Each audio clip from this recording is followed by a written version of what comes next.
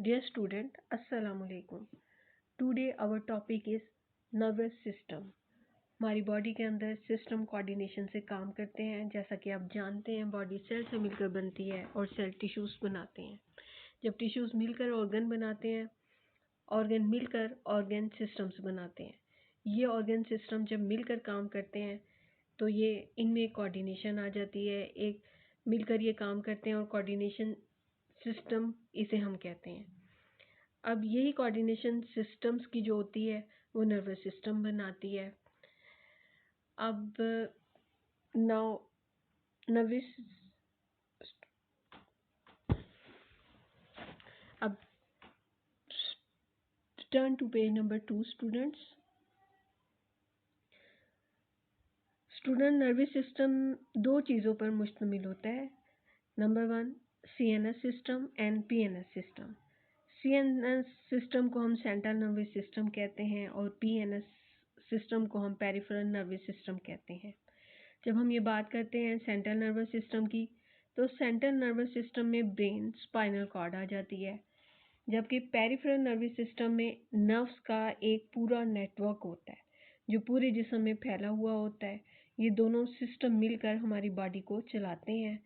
Student, इसमें जो short question आएगा वो आपको इस तरह से आ सकता है कि define peripheral nervous system and central nervous system. इसके अलावा आपको स्टार्ट में डिफाइन नर्वस सिस्टम की डेफिनेशन जो है वो आ सकती है। अब हम इसको एक दफ़ा रीड कर लेते हैं कि आप लाइन नंबर पेज नंबर 1 पर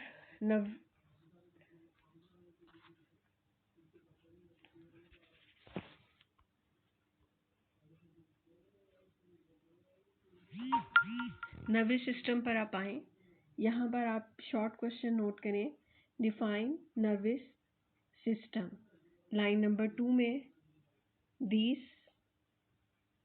दीस पर आप आ जाएं। लाइन नंबर 2 में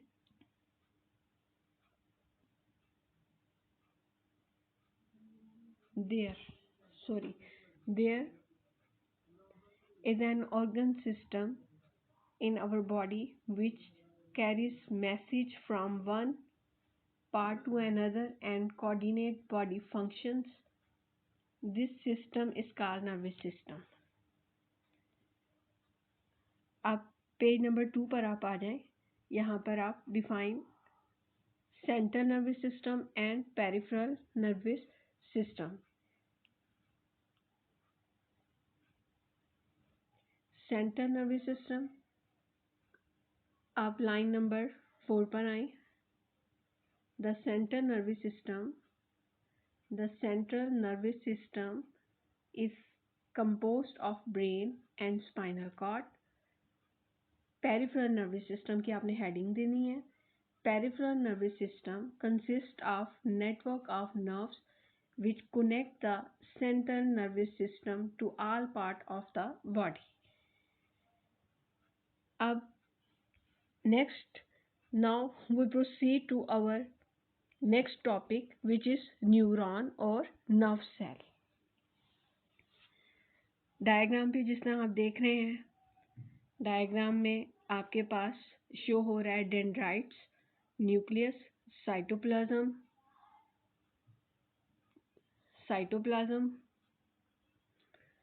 सेल बॉडी, एक्सॉन। अच्छा, अब हम इसके बारे में तफसील से देखेंगे, डिटेल इसकी हम देखते हैं। किसी भी नर्वस सिस्टम की जो फंक्शनल और स्ट्रक्चरल यूनिट जो है वो न्यूरॉन होता है। अब फंक्शनल और स्ट्रक्चरल यूनिट क्या होती है? तो जिस तरीके से हम एक घर बनाते हैं और हम उस घर का कंपैरिजन दूसरे घरों से करते हैं, दोनों ही घर अलग-अलग होते हैं, लेकिन इनकी जो बेसिक यूनिट होती है वो एक ईंट होती है। इसी तरह सब बच्चे भी एक जैसे होते हैं, सबके पास ब्रेन होता है।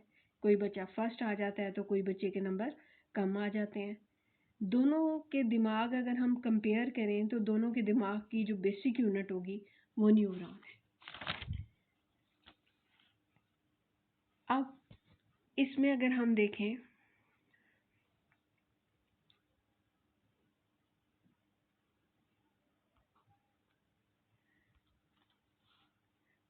न्यूरॉन नर्व सेल की जो हम डेफिनेशन देखें तो न्यूरॉन और nerve cell is a basic structural and functional unit of the nervous system. तो यहाँ पर आप एक शॉर्ट क्वेश्चन नोट करें, डिफाइन न्यूरॉन। आंसर इसका इस तरह होगा, न्यूरॉन और nerve cell is the basic structural and functional unit of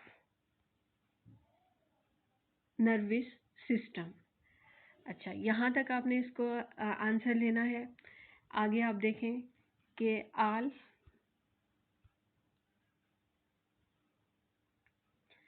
part of the nervous system के जितने भी पार्ट्स होते हैं, चाहे उसमें ब्रेन हो, चाहे उसमें स्पाइनल कॉर्ड हो, and nerves are made up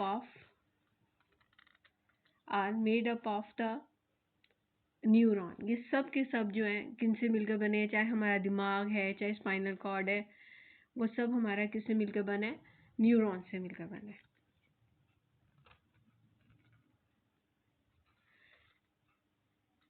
अब न्यूरॉन का काम क्या है, what is the function of the neuron? तो so the function of the neuron transmit message from neuron transmit the message in the form of electrochemical waves are called nerve impulses. अच्छा, अब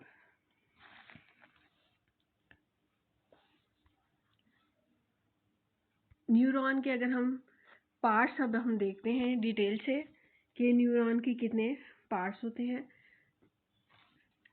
neuron के parts, the part of the neuron which contain the nucleus and most of the cytoplasm are is called cell body. अब cell body आप यहाँ पर आप diagram में देखें कि सेल बॉडी है क्या चीज़, कि आपके पास सेंटर में ये जो पोर्शन आपको नज़र आ रहा है, सेंटर में आपको न्यूक्लियस के अराउंड आपको साइटोप्लाज्म जो नज़र आ रहा है, ये सारा आपका सेल बॉडी कहलाता है, सेल बॉडी कहलाता है। अब इसके बाद आप यहाँ आप देखें अगर कि आपका जो सेल बॉडी के अराउंड प्रोजेक्शंस बाहर निकली हुई हैं, जिन्हें हम क्या कहते हैं, डेंड्राइट्स कहते हैं। अब सेल बॉडी की एक लॉन्ग प्रोजेक्शन हो जाती है,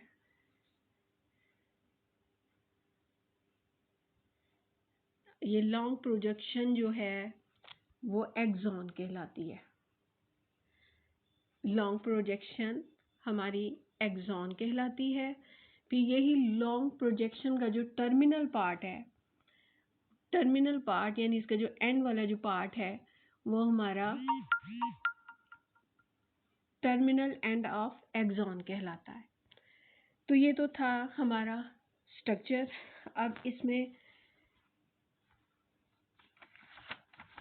अब यहाँ पर जो आपने शॉर्ट क्वेश्चन आपने जो आपको आ सकता है, तो उसमें यही है कि डिफाइन आप नर्व सेल करें, या आपका जो है ये आ सकता है कि नर्व सेल जो है आपका, इसके कौन कौन से पार्ट हैं।